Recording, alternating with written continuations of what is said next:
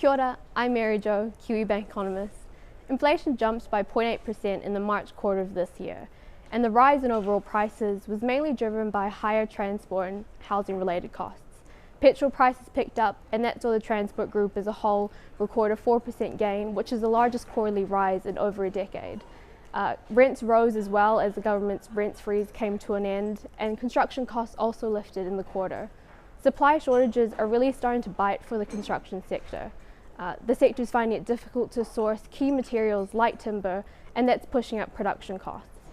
Overall, though, there wasn't really anything in the inflation report that we found to be too surprising. In fact, we're more interested in where inflation will land over the coming year. We're expecting annual headline inflation to temporarily overshoot the Reserve Bank's 2% target. Ongoing supply chain disruptions, strong commodity prices, and capacity constraints are all driving up production costs. And we know from recent business activity surveys that firms intend to pass on these rising costs the longer they persist.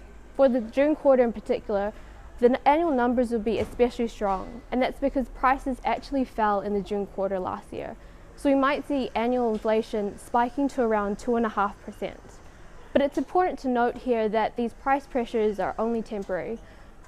When we strip away any short-term volatility like supply chain disruptions, core inflation is soft and the outlook for it remains weak.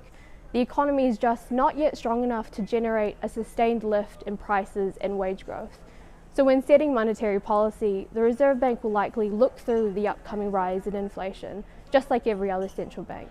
The official cash rate will likely remain on hold for some time to come. That's it for this week's video. I'll talk to you in the next one.